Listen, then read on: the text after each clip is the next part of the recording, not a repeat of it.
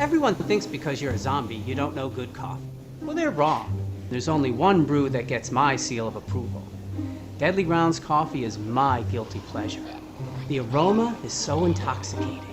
It brings all of my neighbors out of the woodwork. Deadly Grounds coffee. Coffee to die for and zombie approved. It's good to get a little deadly. Use the front door! Oh, they're so disgusting.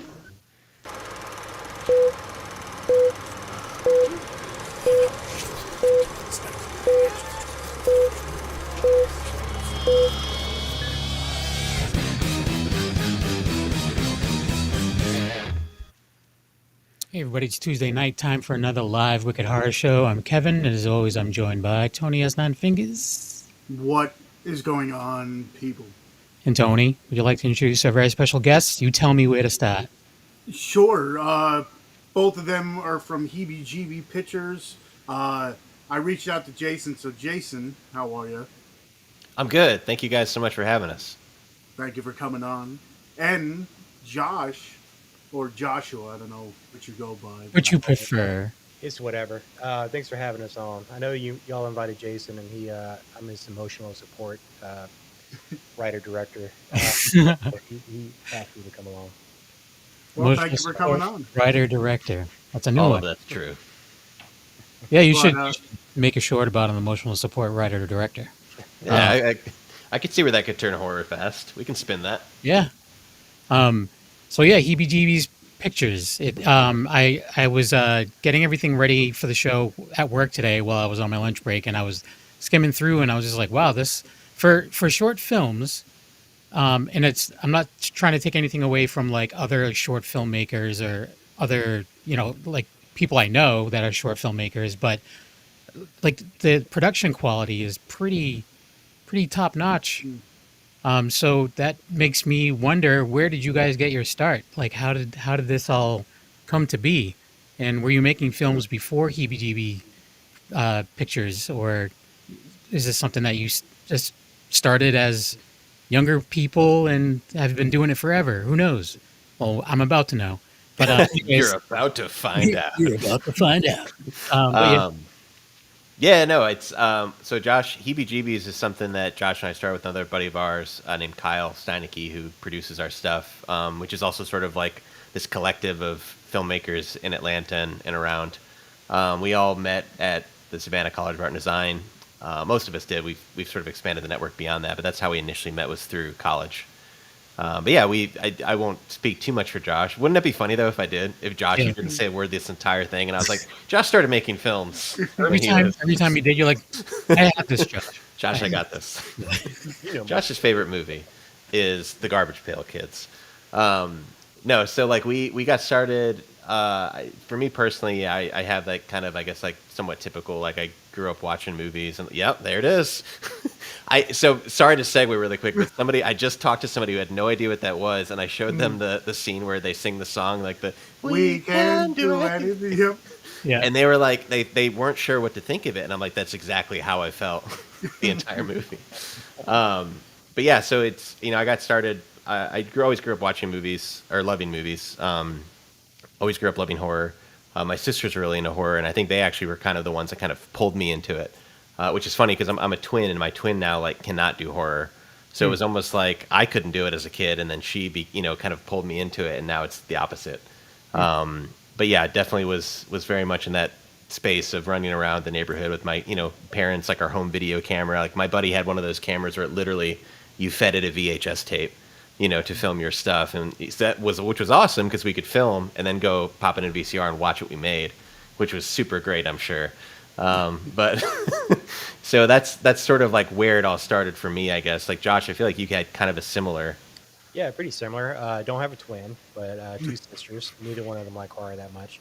But no, I started like the rest of us, force-fed horror at a very young age, where you probably shouldn't have watched it, and just kind of fell in love with it. I carried a camera with me everywhere I went. I didn't make a lot of films growing up, but I just kind of carried a camera with me and just, just it was attached to me.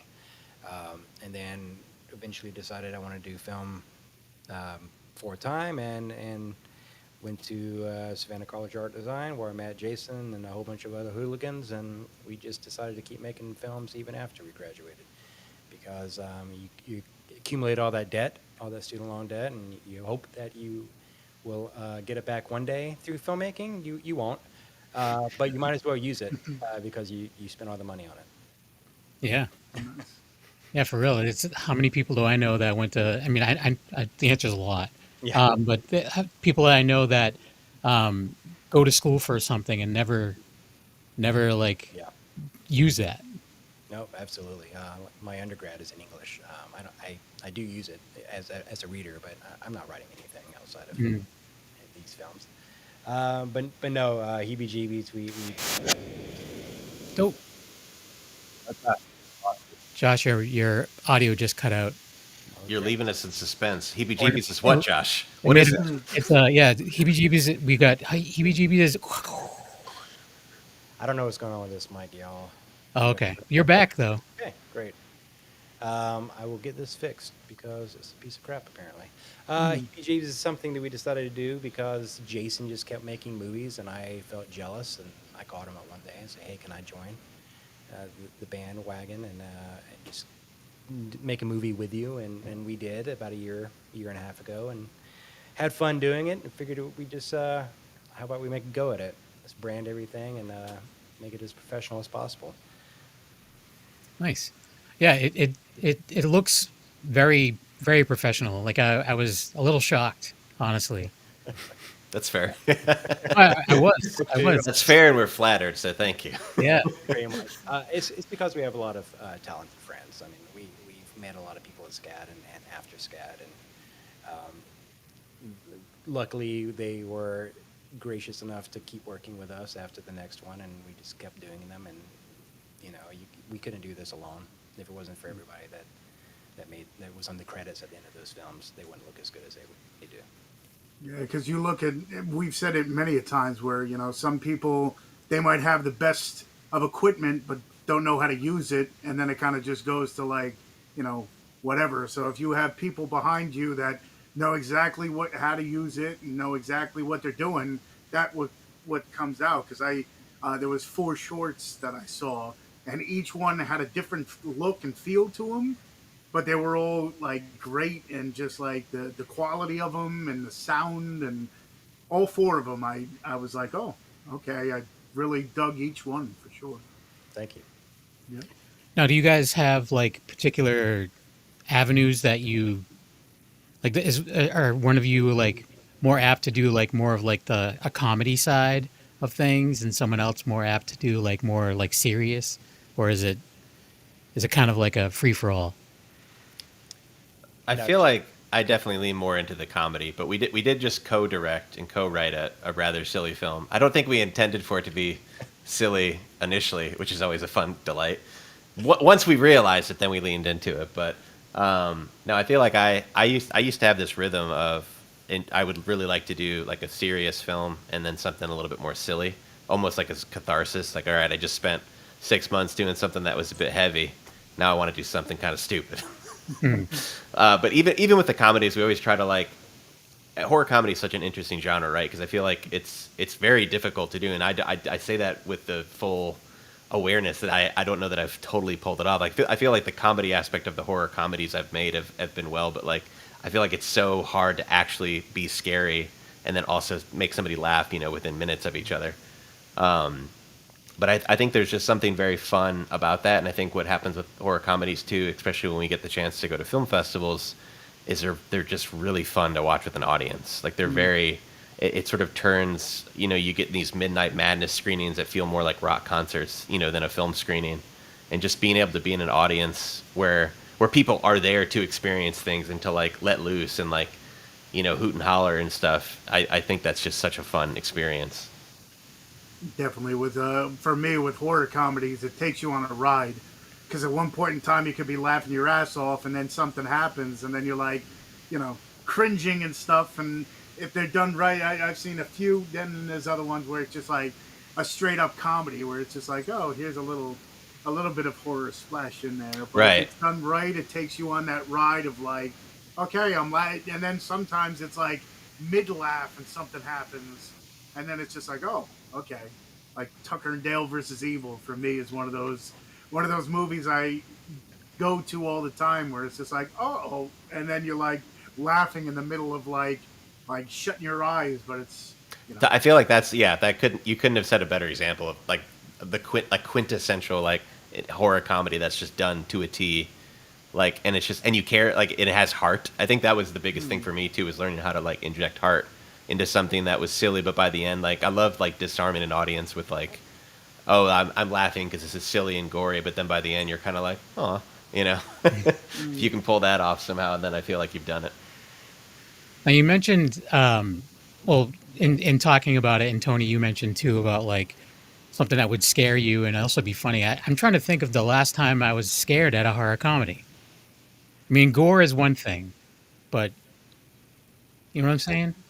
yeah. I honestly, to tell you the truth, I don't know if I've seen one because there's so I many mean, they do their of job them. well. They do like films like Tucker and Dale obviously do their job very well, but I mean, it's more of like just like it almost adds to it. You know, like the gore factor adds to it because it's so ridiculous. But I don't know. Like I Right. recommend that one to people all the time, and I'm a big Shaun of the Dead guy. And we have a friend who used to be part of the show who absolutely despises horror comedies.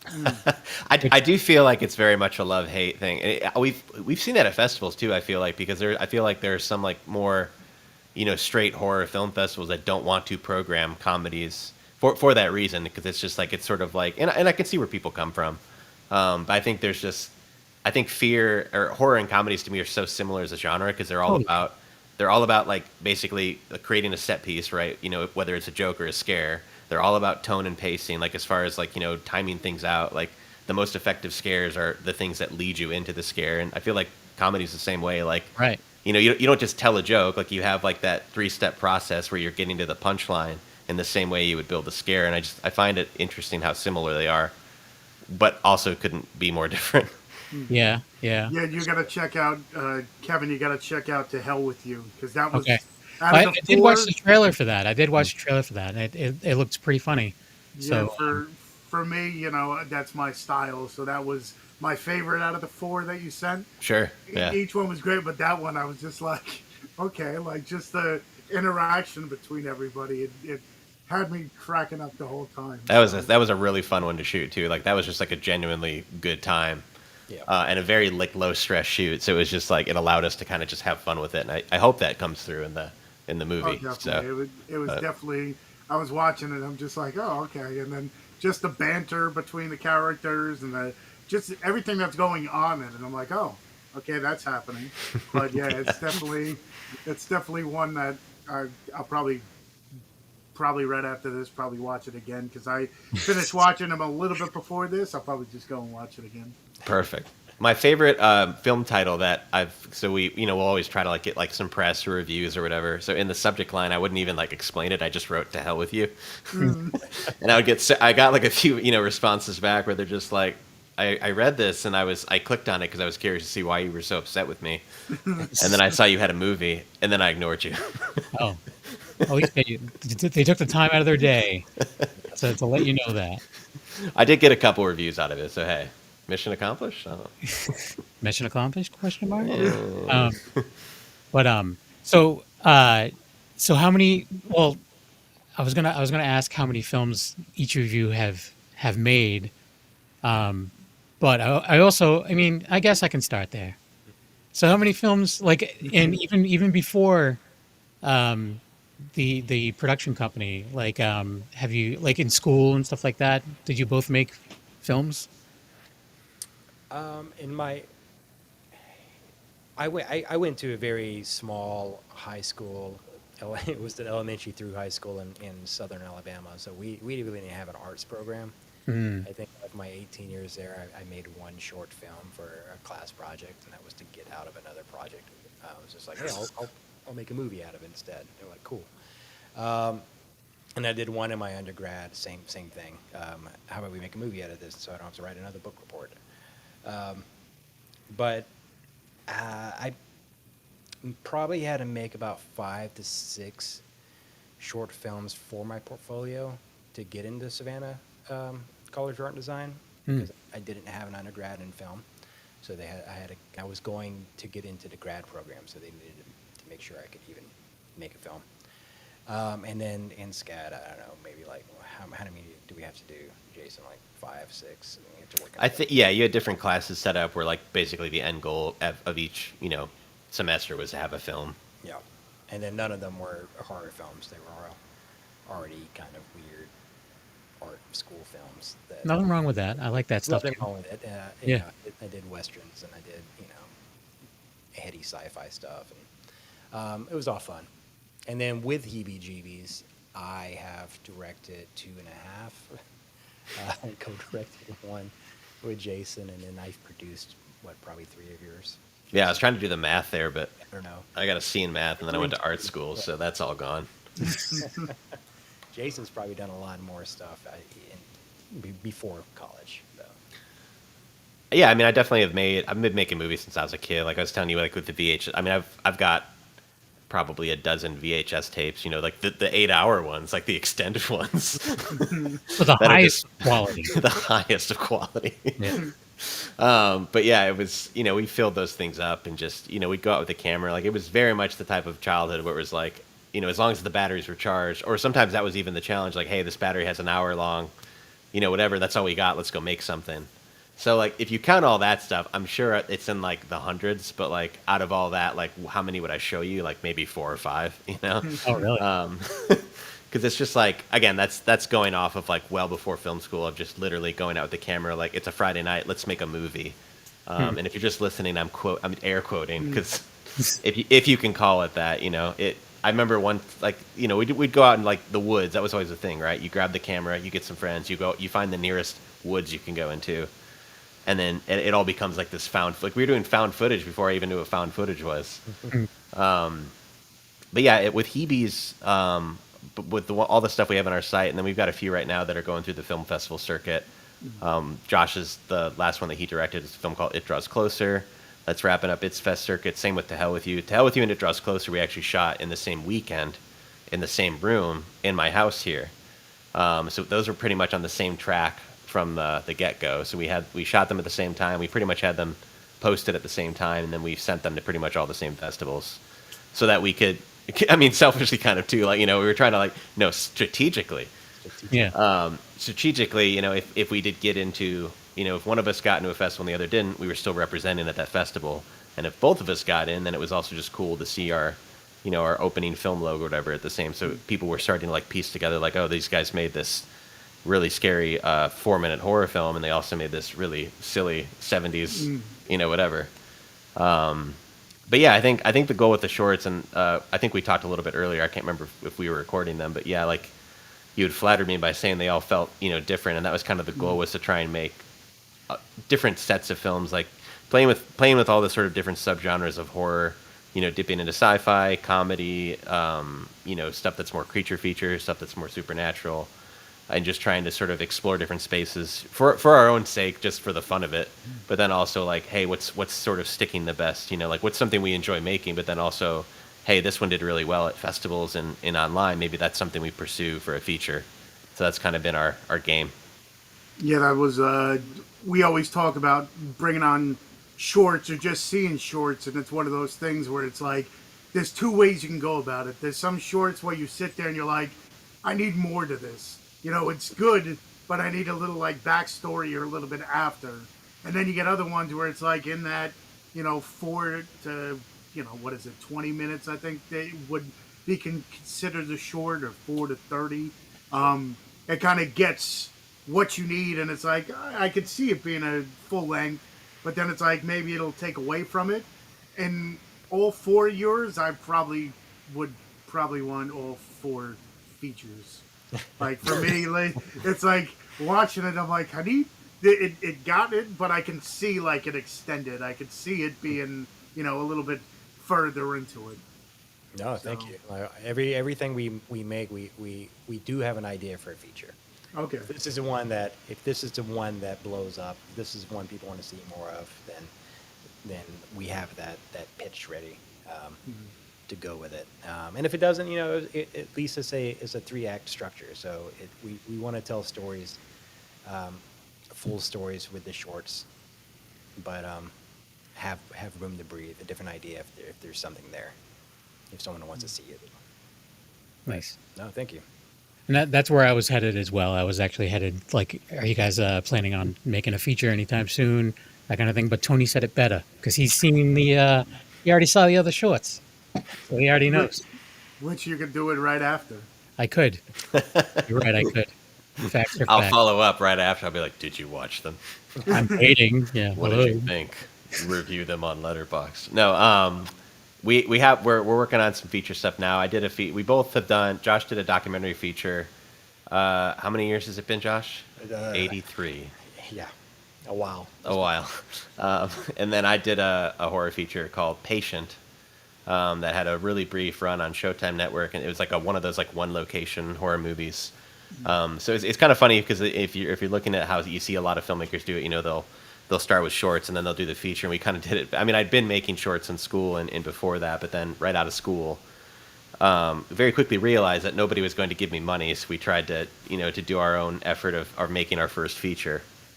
And now we're kind of experimenting with the short stuff for very practical reasons. Like obviously, a short film is less time, less money, but then also like it's been more of a fun way to sort of play, if you will. Like it's been more of a fun way to like really find what genres we feel like work, and then also like to make different films, get them in different festivals, put them in different places online, and try to build out some sort of an audience so that when we do want to get back into the feature stuff, we hopefully have a little bit more of like a like, hey, here's the stuff we've done, so you can see that we're not just, hopefully, so you can see that, this isn't, you're like, wait, this sucks.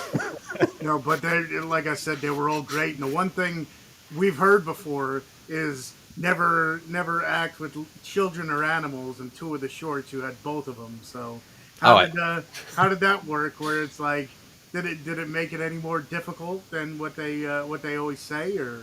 Well, it's funny. So my producer Kyle once quoted me because he was like, "I don't want to do a period film, and I don't want to use kids or actors." I'm like, "Cool, we're gonna do that as all three."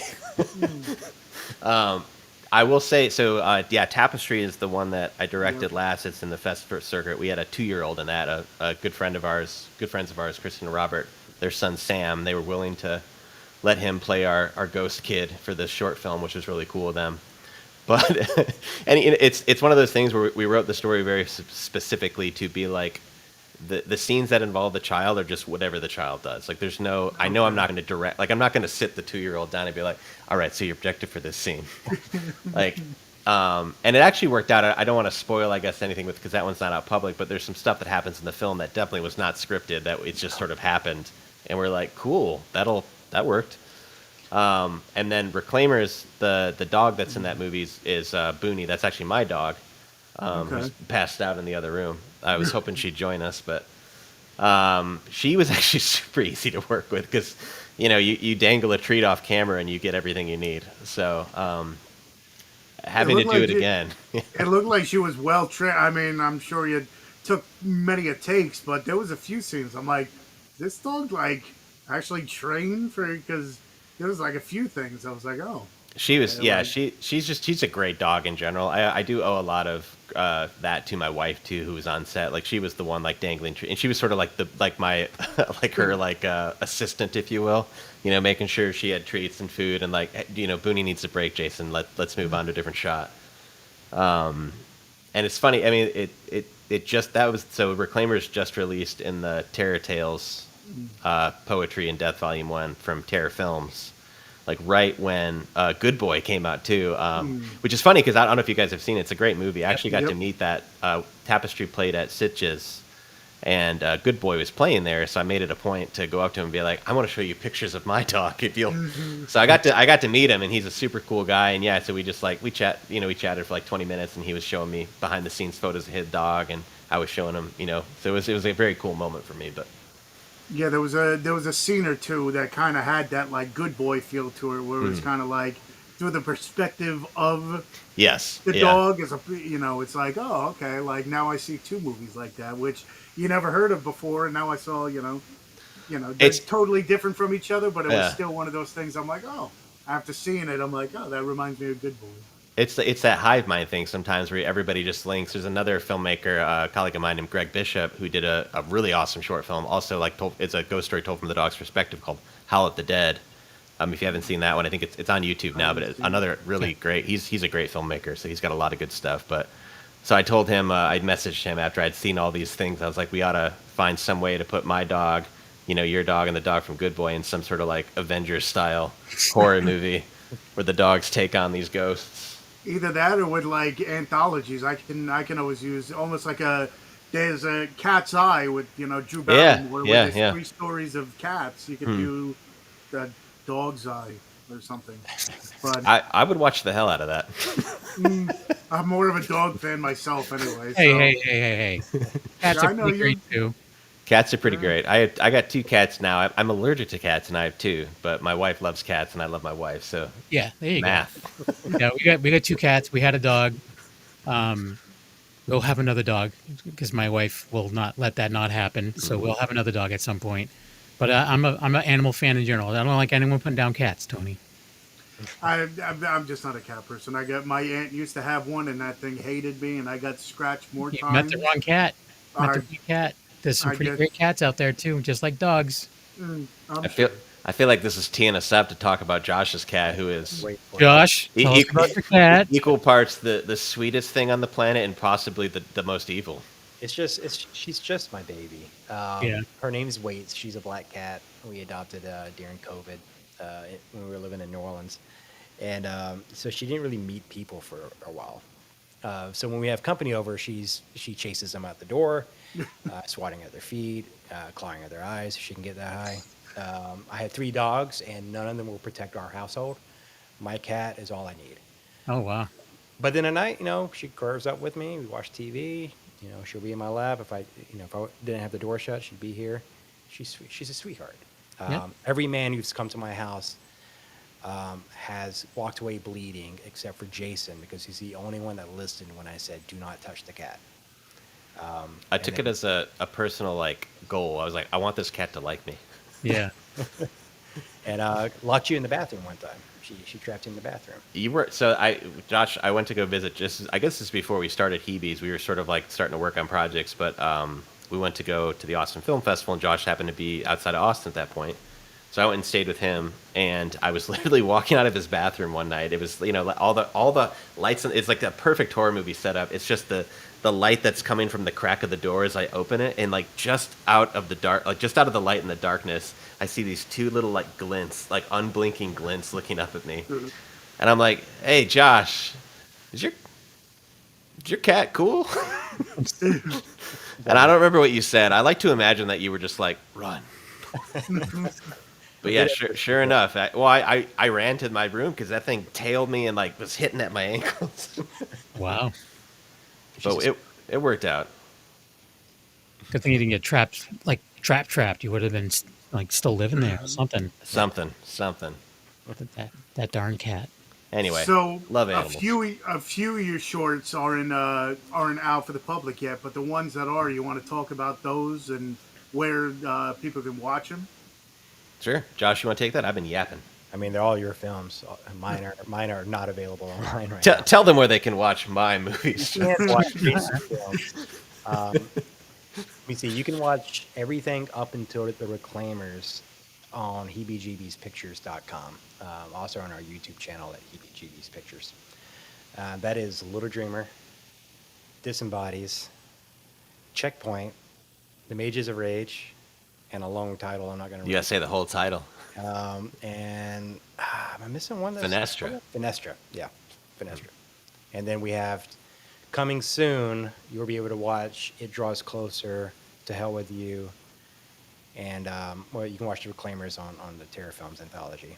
But It Draws Closer and To Hell With You will be premiering on Otter in February, I think, and then later on other streaming services.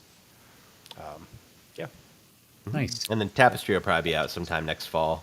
Yeah. It's always tricky with the fall festivals too, because obviously some of them require premiere requirements, which is always such a tease. But I totally get it. But it's you make something that is designed to hopefully get out there, and then it's you basically have to wait a year to kind of put it in that public Yeah. like give it that exposure, especially with like online and stuff. But at the same time, it's getting into a festival that that does require that. But then you get in, it's such a cool experience to have that. So it's a fun like I don't know. I look forward to those. It's like those little notifications you get from month to month where it's like you got in or you didn't. And either way, it's thrilling. Yeah, that's a one thing. Whenever you see something at a festival and it's like, oh, this might come out, this might not come out, but it's awesome, and it's like you try to tell people about it, and they're like, yeah, you know, I saw it, and it's like, Yeah. oh, okay, you won't be able to, but I saw it. There's a short that Angel and I have seen at like a couple short film festivals now, and it's awesome. Yeah. But I want to be able to have other people watch it too that aren't from this area or don't have access to the film festivals, and it's just like I don't know if it'll ever happen. But You're just like tell you this. about it. Yeah, this might be the last time I ever see this. Like, Yeah. it makes it more special for sure. Like there's something very like magical about being in a room with, especially like getting. yeah. I mean, that's my favorite thing as a filmmaker, getting to be because no one like I'm not walking in there and like being able to be a fly in the wall and see how people react to it, unfiltered, and hope they laugh at the right moments. Even if they don't, you're just like, oh, it's good. It's almost like good like research in a way because you're like, oh, that played really well. Why did it play well? How can I unpack that? Or if that didn't play well, like maybe there was something with the editing or the pasting or I don't know. But I do really treasure those experiences. So before we started, I kind of was asking questions, which I shouldn't have, but we should have just waited for the show. But I mentioned, or you mentioned, working with the same group of people in your shorts and stuff, and I guess it makes it a little bit easier, one less stress added to making the films. Where did you find said people? Like, did you know them from school as well, or did that happen like Yeah. throughout the process? I think our biggest collaborator is Brett Brooks, who's been in probably 90% of the films that we've. I think everything but like two, yeah. Yeah, I met him in Alabama. We both went to this. Well, we didn't go to the same school, but we went to schools in the same area. And we worked at Movie Gallery, which is a video rental place. Before we went to Savannah College of Art and Design. He's the one that told me about the school because he was there and he did some acting. So I applied, and that's how I met Jason and Kyle Steinike, our other co-founder for Heebie Jeebies. So we worked with him a lot, and then Jason, you met Aaron in Atlanta, right? I met Aaron, like similar. I mean, we were talking just how cool it is, like that we Instagram. We happen to meet on that basically, and this is why we're talking right now. And that was very similar to how I met Aaron. Was I saw her at like a casting call for a 48-hour film thing, and I think she had like left some headshots, and I was collecting headshots that night, like they were Pokemon cards, and like I'm trying to remember correctly, but I was doing a proof of concept like short film based on a feature script I wrote, and I needed a female actress. And I was like, oh, I have this like stack of headshots, maybe somebody in here that's local to Atlanta. And she had a great look, and I was like, oh, maybe this Aaron would like to do this. So I literally just like Facebook messaged her, and like something that was very important to me, and I sent her like stuff we'd already done too, because I wanted to like hopefully have some integrity with like, here's the stuff we've done. If you think it's terrible, I get it. No worries. Thanks for your consideration. Because I think oftentimes, it's just like, hey, do you want to be a part of my thing? But it's also like just building off of that idea of collaboration and teamwork. Like, here's some stuff that I'm bringing to the table, like, or like my skill set or whatever you want to call it. Like, I can see that from your reel that you're great at this. Like, is there an opportunity to work here together?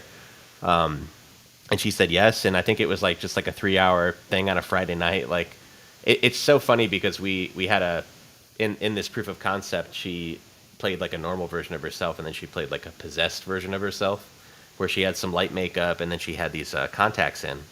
And if I remember right, it was the first time she'd worn these contacts. First time I've ever met this girl. And I'm like in my bathroom, like trying to like open her eye and like, put the contact in. And I'm like, I was like, I don't think I can do this. I was like, Noonan, who is another collaborator of ours, who I guess we met through the Savannah Art and Design, who shot a bunch of our stuff. But I was like, he wears contacts. Let's go ask him. So then Brett's down there, Noonan's down there in like this little office basement, and the three of us we've all just like that's the first time we've met her, like all like I've got her eye pried open, like Noonan's got it like Brett's like coaching from the side. I was like, I'm taking this as like as a good thing that we seemed super trustworthy or incredibly harmless. But yeah, it's not so Brett, though. I mean, she's probably been involved in every Heebie Jeebies project in some capacity. Well, except for Little Dreamer. yeah, she's like Brett. She's one of like the I guess like long standing. Like she's been pretty much outside of maybe one or two things. So, but Yep. yeah, her and Brett are they're the type of people where they're not only like immensely talented, but they're like I said, they're good friends of ours. So they're easy to work with. They're fun to work with. And like I know without a doubt, like I'm going to get something that I like, you know. And it's one of those things where I feel like, you know, I could just show up on set and like they've already done some homework or something, and it's just, you know, we could roll the camera. We're gonna get something we love. And to your point, yeah, it's like it becomes this thing where a lot of that initial stress goes away, and not that that's, you know, every now and then, of course, it's good to be challenged, but especially trying to sort of capture that feeling we had when we were kids. That's Josh and I's kind of like business mantra is this, you know, let's keep it fun. Like we want to feel that way we felt when we were running around the neighborhood with our camera, you know, as kids making these things. And it's one of those things too. You can tell watching a movie whether there's chemistry between it, because there's some movies you watch and it's like, oh, these people have been best friends for years, and you watch and you're like, no, they haven't, because they just Right. it doesn't portray in the film. And then there's other things. We've had a few where it's like we bring on the guests and we're like, oh, you must have known each other for years. They're like, no, we met each other like 2 days before, or a day before shooting. And it's like, well, on screen it looks like you just like, you know, mesh so well. So it's good to see that it's like, okay, kind of just friends, and you know, just filming friends kind of. Yeah, no, it is for the most part, for sure. We try to bring on more people with every film.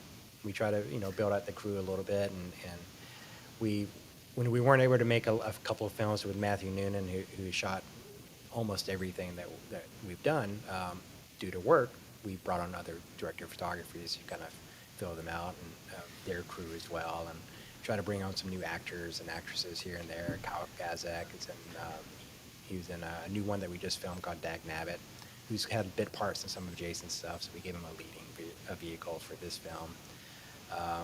Allison Pill is a young actress from Alabama who knew Brett through a friend of his, a friend of ours, and she's come on to do one of our films that we just shot. So we're trying to build out this roster and expand the crew. But the key element is like, do we have fun with you? Do you have fun with us? Like, how do we keep it fun on set? How do we keep it relaxed and have that chemistry that you like seeing? Yeah. Yeah, like I said, for all of them that I watched, they all have a different feel to them, but all were great and all just flowed. And yeah, I was very impressed with each of them. So Thank you very much. yeah, no problem. And it's one of those things too, where it's just like uh, bringing back the anthology film. Like if you put them all into one, I would have, you know, loved it, because it just kind of like, I like anthology films because you might not like all of them, or maybe one's a little bit stronger than the other one, but you know, it just it's one of those things where, you know, you'll find something eventually you like. But with those four, like I said, the horror comedy is like my heart. Whenever I watch horror movies, I like that, so that one definitely was top for me. What is Tucker and Dale versus Evil up there with like your top five, or like what's your favorite? Well, yeah, definitely. Just because for me, I think it's just a mix of me remembering it's my first horror movie ever, but it has that Killer Clowns from Outer Space is my favorite horror movie of all time. Really, And dude, I love Killer Clowns. Yeah, so yeah. it's one of those things where it's just so ridiculous that I will always remember it. It's those movies where it's just like, what did I just watch kind of deal that will always be in my mind, because there's other movies that kind of just mesh and you're like, is that movie, or is this like Killer Clowns will always be there, because I remember when I was younger trying to explain to people what it's about, and they looked at me like I had 10 heads. I'm like, yeah, it's whatever. So I was for the longest time looking for anything like that, and then Tucker and Dale came out, and then for like the mid 2010s, they did like Final Girls, which is a really fun one. Then I had Zombievers, which was another, you know, one that I enjoy. But those like what is it, Dead Ant, and then recently we had last year I think it was Yeah, Slaughterhouse. Slaughterhouse. Oh, Yeah, It's a PG I've not. 13 I one. it's PG-13. They It's got it. PG. Oh, Yep. surprisingly good. Like okay. we had the director on, and it was like way better than I was expecting. Okay, that's I awesome. I love yeah, that though. Like, because Yeah, yeah, some totally. people would look at that and be like, "What?" But then, like, again, you're getting disarmed, and then you're like, "Actually, that was pretty awesome." yeah. Some people the horror community is so welcoming, but then you have your gatekeepers where it's like, I'm not gonna watch it. It's PG-13. There's no blood. It's like, come on, just it might not be your cup of tea, but at least watch it, and Yeah, I then you think can. yeah. Some people will just be like, I'm never gonna watch that thing. It's like then you're missing out on There's some maybe pretty you won't solid like it. PG-13 horror movies out there, and people are missing out. And It's some What's of it the called? scarier stuff is PG-13 because right. they don't have the gore. So, like, Wasn't Clown in a Cornfield PG-13? I think so. I What think it was might. the woman in black? Is that what it was? Yeah, Woman in the woman. Yard. Cliff. I Yeah, think with both. Daniel Radcliffe. Yeah, that Oh that yeah, Woman woman in in black. Yeah, Black. Woman in black. Like, Terrifying. yeah, totally terrifying. it's like that misconception of like if I don't see somebody get disemboweled, it won't be. Which is interesting to me because like gore has never been particularly scary to me. It's always been like that anticipation, the fear before the bang kind of thing. That's always like where the true horror is, I guess. Or there is something super unsettling, but I feel like it's also, I mean, we're all horror fans here too, and like I'm not saying I'm proud of this, but I'm so desensitized to violence. Like I remember watching Terrifier 3 and like not wincing, and I'm not like proud of that per se, but I'm just like, huh, yeah, that's pretty bloody, and it's insanely gory. Like it's Yeah, very gory. It would they're make really outdoing themselves. Yeah, good like job, guys. Yeah. and it's funny. My one of my sister-in-laws, we were watching one of the newer Alien movies, and there was a pretty gory scene that happened, and she like turned away, and like you could tell it like upset her, and a part of me was just like, oh yeah, that's how normal people react to this Yeah, stuff. yeah, yeah. I will say the scene and bring her back with the knife. Oh yeah, that was pretty brutal. That made me turn away for a second. It's the little things, I right? Like, realized I had a mouth thing. oh yeah, it's all those little ticks. It's like I might not like somebody could get like Day of the Dead when he gets ripped in half. I don't feel anything, but then you see like a close up of a fingernail getting pulled Yeah. off, and that's what You gets know, Well, because nails. I you can't do the nails. same. because it can actually, I mean, anything could possibly happen here in all these films. Sure. But it's one of those ones where it's like the Saw scene where he throws her in a bed of needles. I always get that because I've felt needles before, so it's Yeah. like, oh, okay, I winced at that. Or like you catch a hangnail or something, it hurts and it's there. So it's like, okay, these ones I'm going to wince at. Other ones, it's like I never got my head chopped off, or I never That's- got this. So it's Oh, like I never got my head chopped off. I mean, like You just debunked why I didn't, or like you helped me figure out why I wasn't. This was like turned into a little therapy session. Like that's why I feel nothing. yeah, because it's No, just 'cause- like okay, yeah. I never experienced that, so I've seen it too many times. Not too many. Well, yeah, in horror movies you get different. If it's something new, I'm like, oh, okay, that's interesting. But then sometimes it's just rehashed in a different way. Sure. Like I remember watching the Hatchet for the first time, and that mouth rip. I was like, I've never seen that before, and I didn't know the movie, and then I had to look it up, and then I found that series. But yeah, with like anything that actually happens, I'm like, oh, I felt that before. I felt the needle. I ripped the nail off. It's like, oh, okay, But I know what that feels it's like. weird. But the weird thing is like sometimes it's like the goriest stuff that is no reaction, but it's the Right. small things. Like you mentioned like someone's fingernails. Like it takes me like so much to be grossed out at anything, and I almost vomited like watching Jackass when Steve-O was giving himself paper cuts. Oh like- yeah, it's those little tiny. So I guess in my statement, I'm desensitized to like when people would blow up or get Yeah. ripped in half. But yeah, those little things, I feel like I'm still getting. You're Yeah. still getting a reaction either way. But it's not like in fear. I'm just like oh, as opposed Yeah. to being like oh. Yeah, I don't know. So with your shorts, how much of a not turnover is there, but like if you're doing a short, are you thinking of the next one? Like are you like filming something and you're like something pops in your mind and I'm like, okay, now I'm gonna write this one, and you instantly film it, or is it like you finish one, you get everything done, and then it's like a month or two to decompress, and then you get to the next one? You Yeah, want to take that, Josh? I think it's changed since. I think you used to do one film a year, right? Or six. Yeah, I would do like one more ambitious film a year, and then we kind of broke it up and started doing some smaller. Well, here and there. I mean, also like now that we've got a few more like people like Josh has been helping, like we can kind of manage a bit more, Yeah. which has been nice. So now we've been doing about 2 to 3 a year, which is a lot, and we try to double them up because scheduling. We work with the same crew, so we want to make sure that we can get everybody on the calendar at the same time. It's so hard to work with scheduling. It's the toughest thing when you are dealing with more than 2 people. So that's usually why we've been doing 2 films at a time. And this year we did 3 in 1 month, which is not what we wanted to do. But again, scheduling, we had to keep pushing one, and it just kind of wedged up against the other 2. As far as the ideas and how often we want to do it, I mean, I can't speak for Jason, but I can't really shut the machine off. So I'm always getting a different idea. Whether or not I should or could shoot it is one thing, because of budgets or practicality, or if it was even any good or not. So I think while we were actually, this is a good example. While we were in pre-production for our last 2 that we just shot, Madam and Playback, during pre-production we were pitching other ideas to each other, and we came up with one called Dag Nabbit.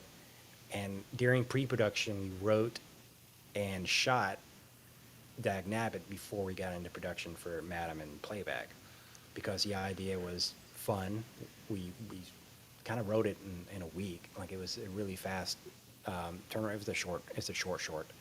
And then the way the scheduling happened, we just ended up having to shoot it before Playback and Madam. But so yeah, it never kind of stops. I don't know, Jason, if you have anything else to add to that. I mean, we're still thinking about next year and features and stuff like that as well. Like, maybe we're doing another short before a feature because the idea might be good enough. Maybe we won't. I don't know. What do you think, Jason? No, I think, I mean, yeah, just building off of that, we certainly try to like write something, shoot something, edit it, and then get it out there so that, you know, while it's making its rounds on the fest circuit, we're also getting the next thing, trying to keep that momentum going. Certainly have plenty of ideas. You know, I've got like a Google Doc that's just, you know, full of probably mostly terrible ideas. But then 6 months, it's funny because that's how To Hell With You was. To Hell With You was just like a log line in a Google Doc for, 3 or 4 years. And then one night, you know, I had too much Taco Bell and got an inkling to write it, and and it was the first draft of it was very stupid. And I say that in the sense of like it was much more just like a goofball, like screwball comedy, like gross out, like gore, like and then what it became, it still has those elements for sure. But I tried to find like a little bit more of like a story with like an arc, and, you know, try to infuse, like we talked about, some heart and some things. So I will write everything down, even if it's, sometimes I'll just be, Reclaimers literally came out of a walk with my dog. Like, she just like, we rounded a corner one time, because Reclaimers, for anyone that doesn't know, it's about a dog that can see like these creatures that the owner can't. So we were like literally walking around this like street. It was like a really stormy day out. Like, it was in the middle of the day, and like she just starts like losing it at something that I can't see, and who knows what it could have been. But it was just that little thing. Like, I remember going home and writing like, Boone saw something, I didn't, and I think that's all I wrote. And then that became that story. So I think it's always just trying to find like those little, you know, I'll wake up in the middle of the night every now and then, which is always fun because you get to see the next day if you had a stroke of brilliance, or if in your delirious state you just wrote something down. That I remember one of my notes one time was just like, it was like, I think I woke up the next day and all I wrote was like, dark ghost city skyline or something like that. I'm like, what is this? But in my, you know, at 4 a.m, I was probably like, yeah. I'm gonna love this in the morning. This is gonna be great. I feel like 9 times out of 10, the stuff I think I'm gonna love in the morning, I generally don't. Anyway, that was a long-winded way of saying that we always try to have something in the pot so that, when we are finished, it's not like we're waiting around for the next idea. Like, we're certainly putting more pressure on ourselves for a feature to try and make sure, with that idea, especially just since that's going to, take some more time. I think with the shorts too, we try not to spend more than 5-6 months on them if we can, just so we're not, just so we are able to like move on to the next thing and not get too locked up on something. Like, I feel like giving ourselves a deadline is a good motivation, and usually the deadline is like a festival premiere date or something.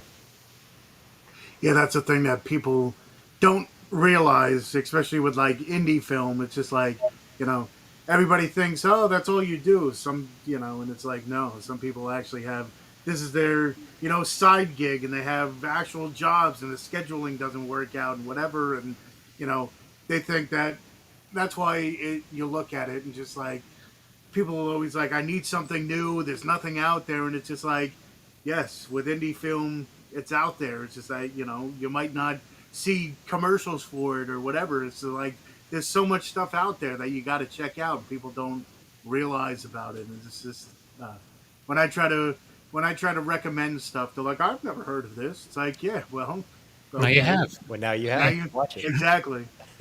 I feel like that's the best like word of. I mean, that's literally how I saw Killer Clowns as a kid. As my cousin, like he just happened to rent it one night. I mean, back in the days, like the glory days of going to the store where you picked out a movie based on the VHS art and how much it scared you. Like, I always think of Dead Alive was one that always got me. With the face. skull. Yeah. I just for whatever reason that one in particular upset me. But I remember, and it was like he came over, and it was at my grandma's house, and like they were like out and working on the lawn. He's like, we got to watch this real quick. And I do remember the first time I saw it. I mean, I was probably like, I can't remember how old I was. I was young enough for it to scare me, and like I don't think I totally understood that certain things were played for laughs. And it's funny though, because now I still watch that, and like the things that still get me in that movie are the clown's laughter. I don't know if you like. Yeah, it's like a they're weird so. It's the scene with, I can't remember his exact name. It's like the Spike, like the Liberty Spikes one that. It's after he kills the guy with the puppet show, and he just he just lean backs and he laughs, and it's like the most unsettling sounds. Yeah, that one definitely has some of the weirdest deaths. What, are you going to knock my block off? And Yeah, he knocks his head off, and the body just drops like whatever, and then the dinosaur thing, the T-Rex, the shadow, Yeah. man. I was just like, what am I watching? Then he throws him into like he shrinks him into what. I'm just like, what is going on here? And then trying to tell people about it, they're like, oh, you ever see that movie? You pop their nose to kill them, and they put you in cotton candy, and they suck your blood through that, and they're like, what the hell are you talking about? I'm like, it's a movie. Who's not watching that movie with that pitch? I mean, It's to me, yeah. how are you not watching that? Well, because people were familiar with like slashers and stuff. Even if you didn't like horror, you were familiar-ish with like Freddy Krueger or like you were familiar with the idea of getting stabbed or maimed or whatever. You weren't familiar with the idea, of like getting like eaten by a shadow puppet or like liquefied into a cotton candy cocoon and having your blood drank. So maybe that's why it affected me too, because I had not seen anything like that. This is a segue too, but have you played the video game that came out? It took so long that I don't have an Xbox One X or whatever you need. Oh, sure, yeah. So I had the Xbox One, and it was supposed to come out on that, and it like got delayed so long that they're like, oh, the only way you can play it is on the. I'm like, are you kidding me? They took it. You're like, come on. I've been waiting so long to play this game. You took like 2 years to put it out, and now I got to buy a whole new system. I'm like, forget you. There's definitely something to be said with that. I'm on PlayStation, but it's fun. I enjoy it. It definitely took me. I wanted to so bad, and then like I said, it's like, oh, it got put out by a new developer, so it's going to take a little bit longer. I'm like, come on, are you serious? And it put a damper on everything. Oh no! And then I don't know if it's still around. I had heard at one point the Chiodo brothers were supposed to be supposedly working. I think I even saw some random thing online where like Ryan Gosling was potentially producing. Yeah, doing like a reboot or a remake or something. I'm like, and the thing is, like, even in the 85, I think it came out or something, like, it looks good. I mean, it like, does, I could just imagine what a 2025 version would be like. But I'm like, those clown suits, which were actually, I think, were rebooted in Oh, Ernest Scared Stupid. I just Yeah. found that out like a few years ago, and that blew my mind. I was like, "Oh my god!" Yeah, they That's used to another say- movie that traumatized me as a kid. Oh, I love that. That's a every Halloween watch for me. But That is a quintessential Halloween movie. oh, 100%. It's like up there. That Hocus Pocus and what else is another one? The Halloween Tree and stuff like that for me. But yeah, with that, it's just like I just don't understand like how people can watch like not regular movies, but like just so plain Jane movies. It's like those are the ones that There's still good plain Jane movies too. there is plain good ones, But they're not killer clowns It's true. Exactly, It's true. they ain't killer clowns or from killer outer clowns. space. And it has its own theme song to it too. So. But one of my favorite, I love Killer clowns from outer by the space. Dickies. Like I Yeah. always loved how just like the punk metal hard whatever you like genre, it was always kind of bleeding in and out of those spaces. But I always loved how that became like a part of like especially like 80s horror. I mean, Return of the Living Dead being a great example, but just that whole soundtrack. But there was something so fun about how married music got to that type of stuff. With especially like like you could always count on like a banging Ed credits song, like Pet Sematary by the Ramones. Like I don't know, just something that felt so right about like being scared as a kid and then ending it with something like that. Yep. And then you have movies like Freaked, where it was just over the top visuals, and, awesome music as They well. just put out a 4K version. I was gonna say I just saw I have not seen that movie in a long time. I love Yeah. that movie. That's Yeah. one of my favorite movies. But Yeah, Alex that one is Winter good. put out like a special feature with or 4K version with all these special features. I'm like, another $80 I don't want to spend, but I might have $80? to. I think it's $80. It's Oh like my a goodness. special edition. I think it was Second Sight or someone that put it out. 80 But it's bucks. like Jesus. it's like a special edition. It comes with a poster and all that stuff. All right, is it? That sounds like all right. I don't even have a 4K TV. What am I talking about? You'll get a 4K TV just for the Freaked. I remember I had some of the most bonkers opening like credits. Like it was just I can't remember if it was stop motion or It was like this weird like claymation. Yeah. It was like almost like layers that were peeling away and but it Yeah. perfectly set you up for the movie you were about oh to totally. watch. Ortiz the dog boy and Mr. T's the bearded lady. Can't go wrong. But anyways, before we wrap things up, we do have to wrap things up in the next couple of minutes. Yeah. But you guys have a podcast. We do. We do. Yeah. You want It's to talk called- about that a little bit? Sure, Josh. You were supposed to answer all my questions for me. Uh, No, we have a podcast called Deep Dark Well. We just launched it last month. The third episode actually comes out on Friday. It was supposed to come out on Thursday, but me and my glorious scheduling forgot it was Thanksgiving. So it's going to come out on Friday. But we wanted to use it as a platform to kind of discuss how we make indie films, interview people that we work with and why they're in filmmaking and some tips and tricks from them, as well as interview other folks that indie filmmakers may not be able to talk to as often as maybe we do, festival directors and producers and things like that as well. What else, Jason? Kind of just want to peel the curtain back about making films and just kind of show us not you should be able to do it. You if you're interested in it, here's how we do it. Take what you want from it, but also kind of learn new stuff ourselves from the people that we hope to talk to. Oh, nice. it seemed like a good way. Like I mean, just like what your guys do, it's like an opportunity to kind of like meet and talk with people that in a setting where you have the opportunity to record it. In a way where you can then go back and like I don't know. I think that's just like a neat way to not too dissimilar from like why we even like started making movies as kids. It's like I have all these memories, like movies I may never show anybody, but like for me, like just like if it's a Friday night and I'm at the house alone, it's like popping in a DVD of high school Jason and his buddies like going around and making their attempt at a horror movie. If nothing else, just for nostalgia and looking back. I don't know. There's something nice about having those like journal entries. Yeah. That's cool. Well, congrats on the podcast. Congrats on the awesome product that you're putting out that I have yet to see, but I assure you it looks great. And I'm going to take Tony's word for it. And I'm definitely going to check out the links that you sent And and plus go to the YouTube and check out all your other wares and stuff too, right? Absolutely. So, Yeah. All the and videos are on YouTube, all of the podcast episodes will be on YouTube, also Spotify and Apple Yep. Podcasts. So. And then we're on Instagram at Heebie Jeebies Pictures, and we post pretty much everything there. So that's kind of a good like catch-all for all the updates on films and podcasts and all that stuff too. perfect. That was my next question, was going to be where to follow you guys. So I there knew you it. go. There you go. Pictures. And then Tony, what about yourself? Where can people follow you? You can find me at Tony Has Nine Fingers on YouTube, which I haven't done a video in a long time, but there's enough backlog where you can, tickle your fancy on that and watch old videos. Tony Has Nine Fingers on X, which I don't use, but it's part of my shtick. Tony Has Nine Fingers on TikTok, which is my fastest growing. You'll see me on there all my social media and doing reviews and stuff like that. Find me on there. Tony's Movies on Instagram, where I show off the movies behind me.